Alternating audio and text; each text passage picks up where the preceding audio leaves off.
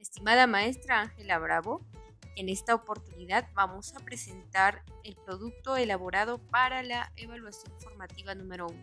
Los integrantes del equipo son Luis Leandro Vega, Tania Jiménez Palomino, Hermelinda Villegas Gutiérrez. Continuidades en la educación. La educación formal o educación básica, como la conocemos en la actualidad, tiene una construcción histórica que data de miles de años atrás. Esta obedecía a las demandas de aquellas primeras sociedades, como por ejemplo contar con un sistema de formación para sus generaciones. Y es aquí, en estas primeras civilizaciones, donde encontramos las semillas de la educación que conocemos hoy. Por ello, es importante reconocer desde una mirada crítica aquellas continuidades que ya no son funcionales para la educación del siglo XXI y post-pandemia. Primera continuidad: aprendizaje lejano al interés y a la exploración. Los orígenes de esta continuidad las vamos a encontrar en la Edad Media. Los contenidos de aprendizaje se basaban en las enseñanzas bíblicas.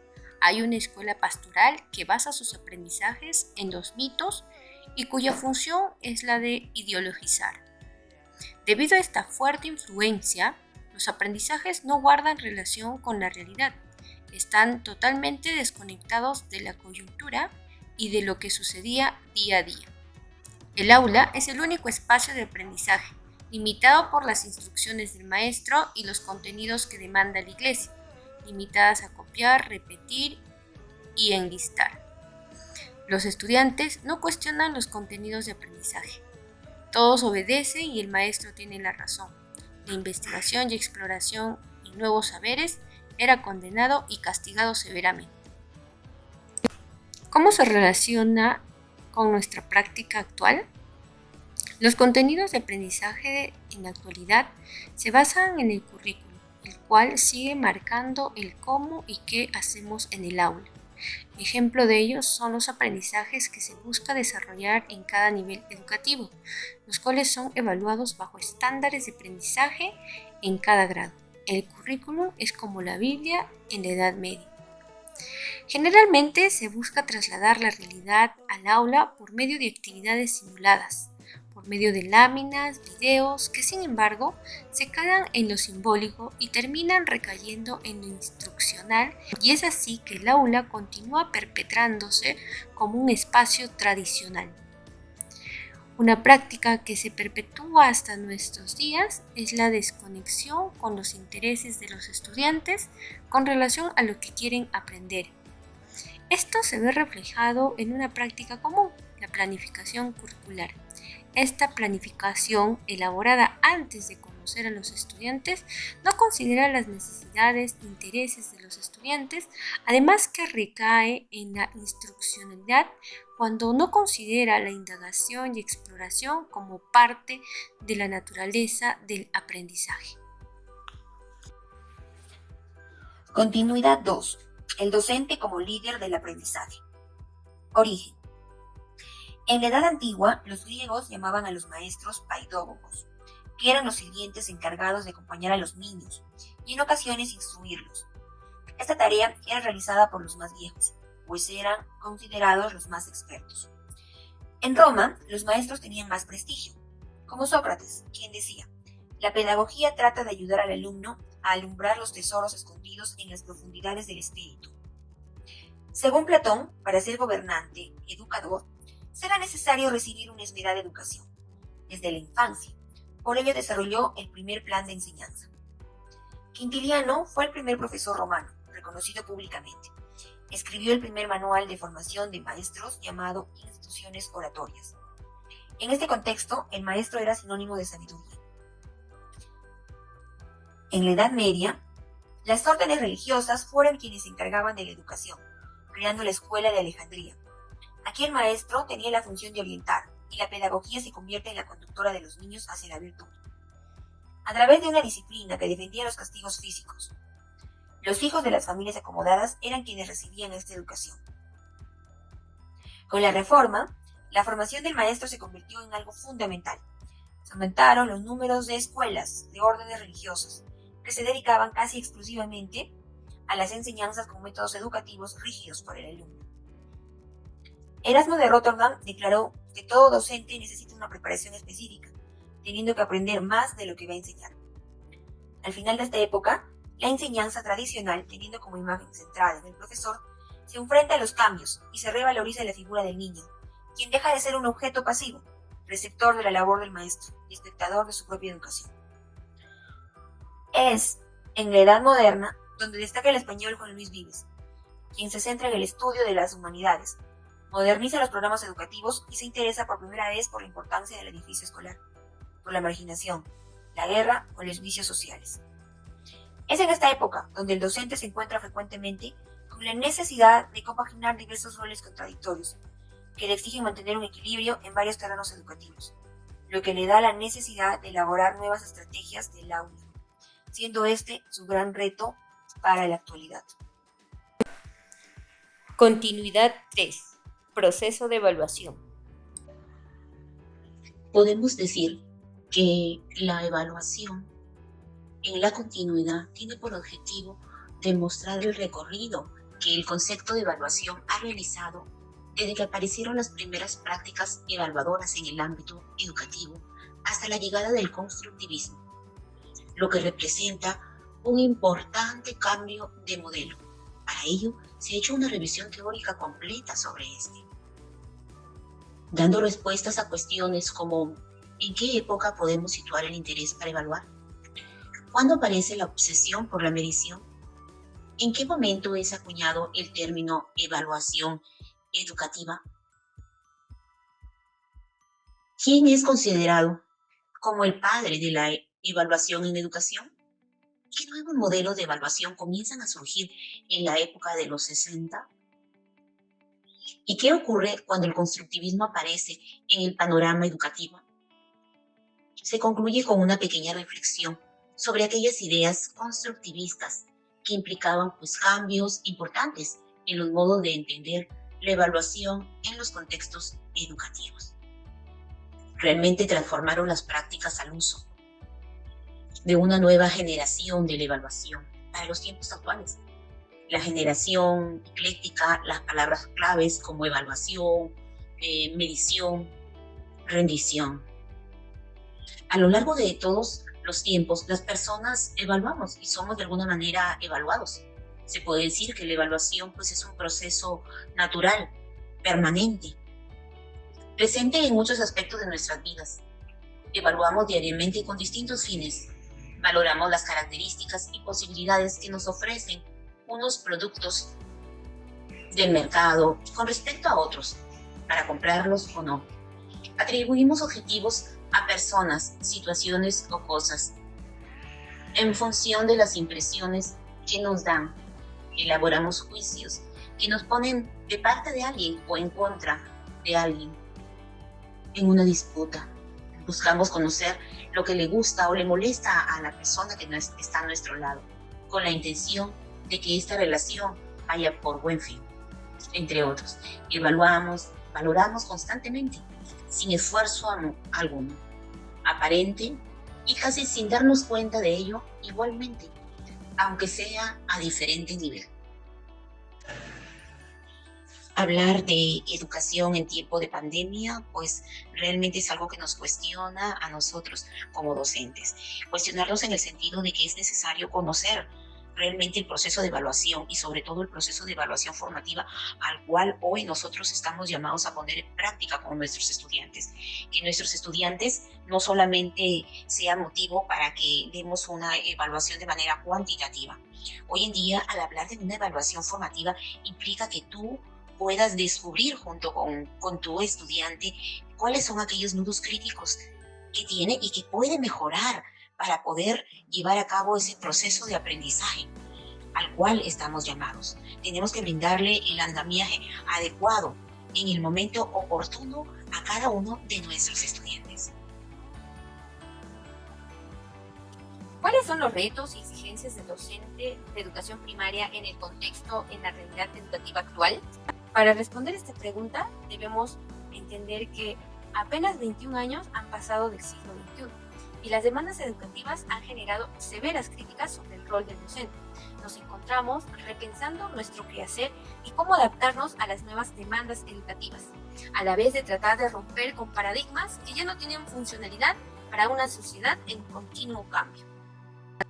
Estas circunstancias han generado retos y exigencias que debemos tomar en cuenta dentro de nuestras prácticas educativas. Un ejemplo claro se evidencia en cuanto a los tipos de saberes que se busca lograr. En primer lugar, podríamos mencionar que el creciente flujo de información que se encuentra en Internet demanda que los estudiantes puedan desarrollar habilidades que les permitan discriminar al momento de indagar entre información válida de otras que no lo son. Y eso demanda también que los docentes podamos desarrollar estas mismas habilidades en el ámbito digital. Una de las exigencias que se nos demanda es el cómo conectar a los estudiantes con lo que queremos que aprendan, con la curiosidad, los intereses, teniendo en cuenta que aún nos debemos a un currículum que predetermina lo que se quiere que aprendan. En base a ello, si aún tenemos un currículum que sigue marcando lo que se debe aprender, ¿cómo hacemos para conectarlos con la realidad sin recaer en la simplificación de los saberes o generar experiencias artificiales sobre la realidad?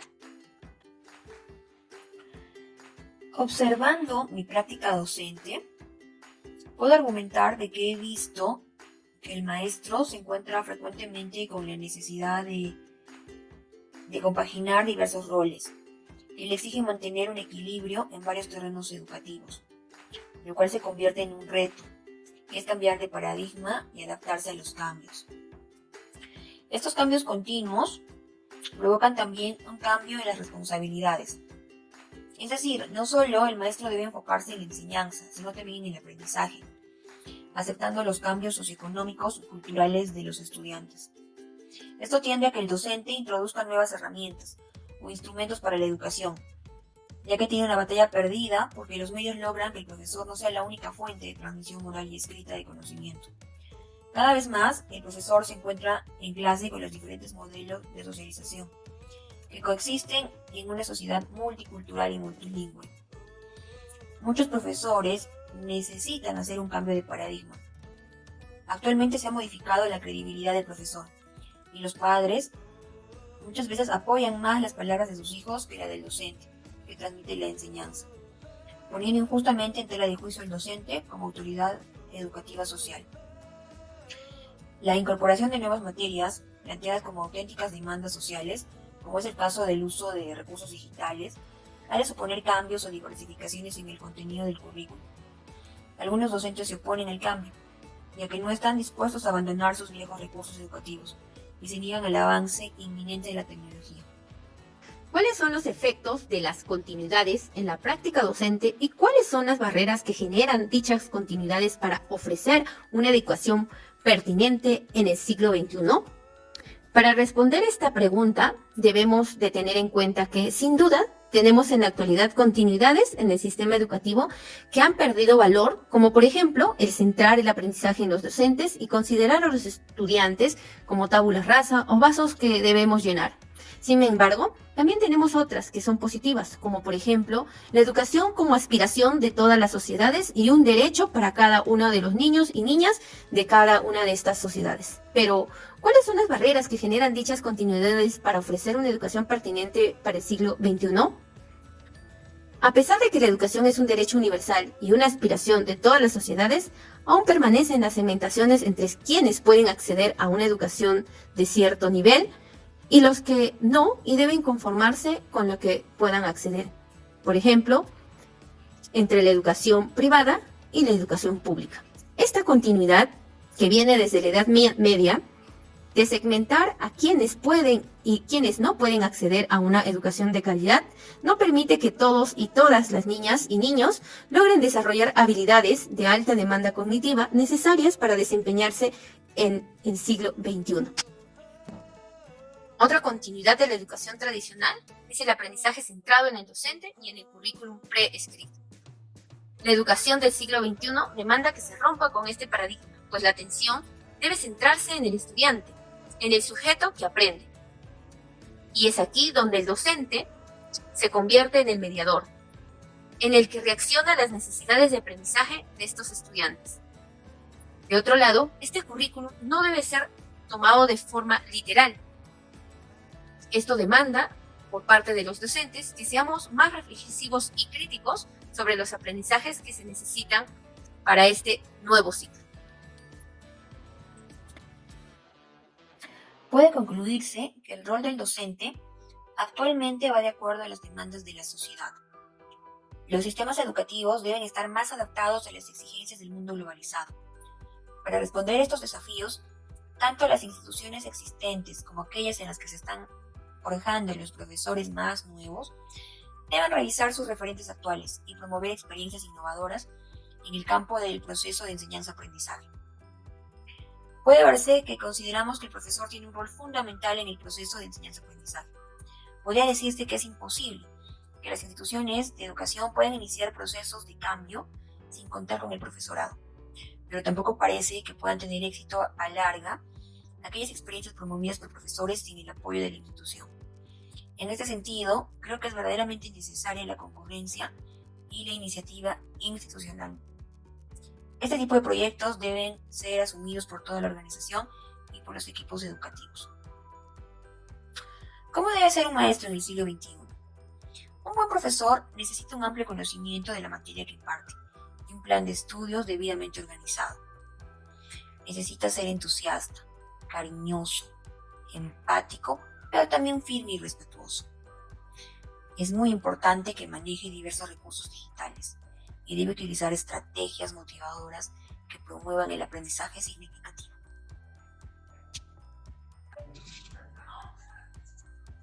Hablando de evaluación, podemos decir que asociándola a la toma de decisiones que favorece y mejora los programas y la enseñanza, pero no directamente de los individuos sujetos de aprendizajes. Ya podemos decir que a partir de 1973, cuando aparecen propuestas alternativas al modelo tradicional basado en el positivismo y empieza a entender la evaluación como herramienta de empoderamiento de los sujetos, se incorporan nuevos principios que acaban repercutiendo en las formas de entender la evaluación de los aprendizajes en el ámbito escolar, que ya ha comenzado a impregnarse de ideas constructivistas que alteran la antigua interpretación del modelo de enseñanza-aprendizaje.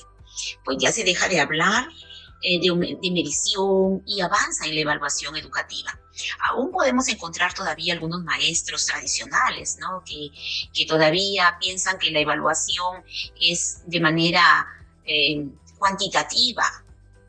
Es aquella que los estudiantes cuando decían voy a dar una evaluación, solamente simple conocimiento, memorización, y los estudiantes como que sentían cierto temor cuando decían una evaluación. Desde ese entonces hasta hoy, ya en la actualidad, la evaluación educativa se encuentra presente en cualquier debate sobre educación. Es un reto para cada uno de nosotros asumir esas funciones con intenciones que te permitan lograr un grado de complejidad al nivel de que acabamos de encontrarnos con un momento histórico, donde a pesar de que el conocimiento sobre la evaluación es mayor que nunca, la confusión es grande. De modo de que muchos de nosotros debemos intentar fortalecer, empoderarnos de aquella metodología que nos permite conocer el avance de nuestros estudiantes y poder dar la orientación oportuna.